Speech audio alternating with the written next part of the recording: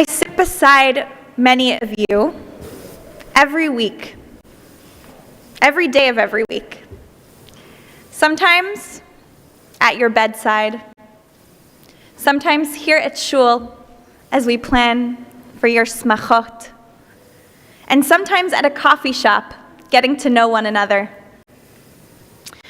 Earlier this week, during one such conversation, it was actually on someone's couch in their home, a member of our community who recently lost their father was struggling to find comfort in the words of mourner's Kaddish.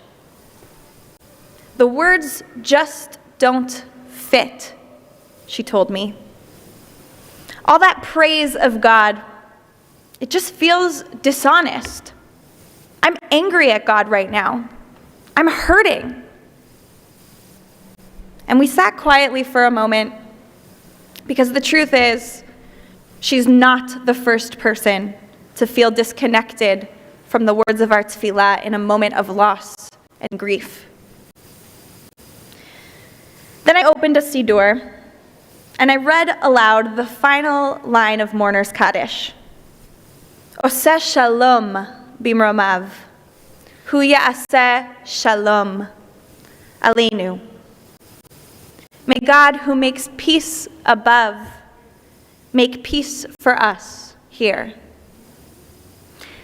That line is not about the peace of mind that comes from a perfect world.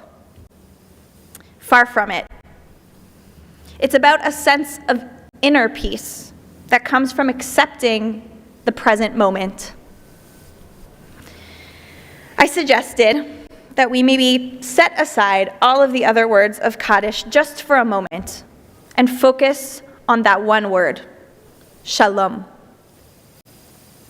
And at that moment, Kaddish shifted for her. She looked me in the eye and said, Rabbi Lara, you couldn't have known this, but my father's Hebrew name was Shalom.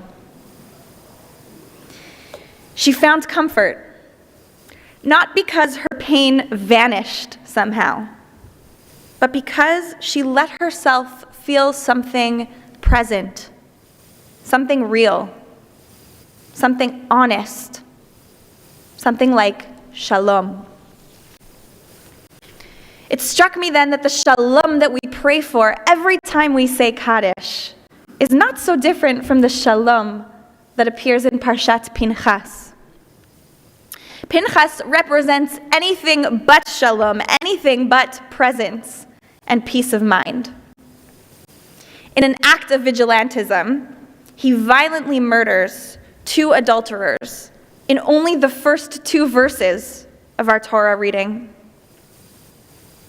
To even our rabbi's surprise, God responds to Pinchas's violence not with rebuke, but with what seems like a reward.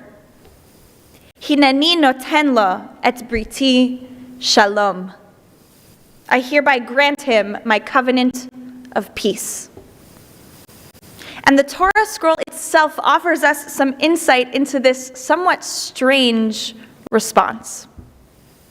In every scroll, siddur and chumash, you can check for yourself, the vav in the word of shalom is broken, split in half horizontally. It's the only place in the entire Torah where a letter appears like this. And it's not a typo. It's the Torah inviting us to look more deeply. See, this broken vav, I think, teaches us that shalom, the shalom that God offers, is not a prize for something positive that Pinchas did. It's an opportunity to pause. God's blessing to Pinchas is not for him to find a peace that comes from control or perfection. It's for a peace that comes from confronting actually the limits of our control. God blesses Pinchas to make space, to accept the present moment as it is. Both Kaddish and God's brit shalom remind us that true peace asks us to sit with brokenness and requires presence and stillness rather than swift action. Just a few days after that conversation about Kaddish, I sat with another member of our community, this time in a coffee shop. A young woman in her early 20s, bright, motivated, and a little stuck.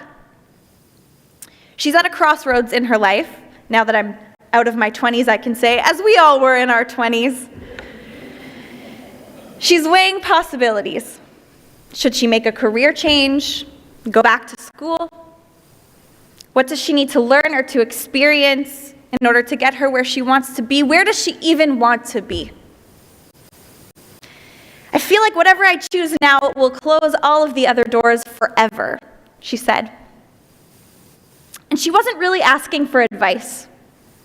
She was asking for something deeper, for permission to pause, to be in this moment, to stop trying to control or predict every outcome. So I shared with her a moment from early on in the book of Shemot, when God calls to Moses from the burning bush. After a few attempts to deflect the responsibility, Moshe finally responds with one word, Hineni, here I am.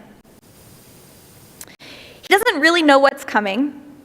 He has some fears and he voices them, but ultimately, he just shows up. Fully present, no matter the outcome.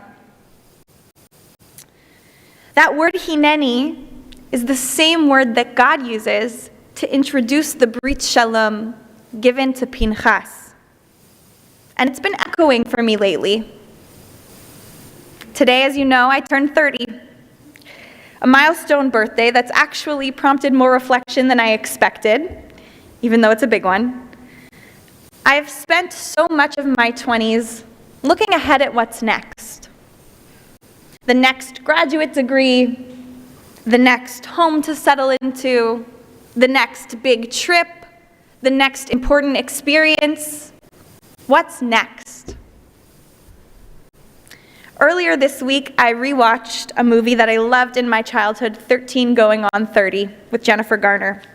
And in a scene where Jenna, the 13-year-old protagonist, is desperate to grow up, she wishes to be 30, flirty, and thriving. She thinks that adulthood will be better. But in fast-forwarding through her teen years and her 20s, she misses out on friendship, the awkwardness and joy of growing up, and all of the small moments that make life real. I felt a lump in my throat watching that movie because I saw myself in it. In the rush to move forward, to whatever comes next, to get to the next place, to get where I want to be, I think I've often forgotten to live inside the moment that I'm already in. We all do. It's human. We look at what's next. We want to get there. We miss the present. Yesterday, I received some really difficult news. A friend of mine, her fiancé, who she was set to marry at the end of the summer, was tragically died in an accident at work. And there are no words for this kind of shock and pain. There are no justifications or reasons for this kind of loss. But certainly this kind of tragedy makes me think about how fleeting life is, how fleeting the present moment is. So in Ian's name, in his memory, in his honor, I'm setting a new intention for this year. Presence. Not just as a concept, a theory, but as a daily spiritual practice.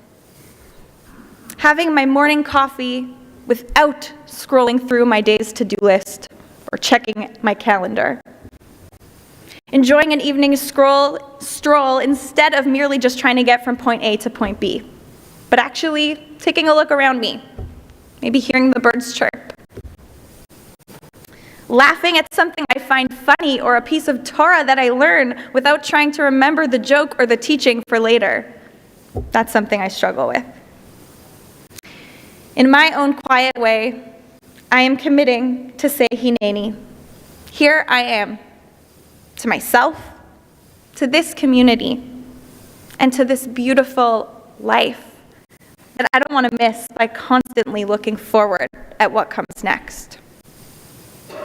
May we all be blessed with a brit shalom, a peacefully present life, despite the brokenness, the uncertainty, and the difficulty of this world. May we resist the urge to control, to perfect, to live in the past or in the future. And may we instead say, Hineni, here I am. Shabbat shalom.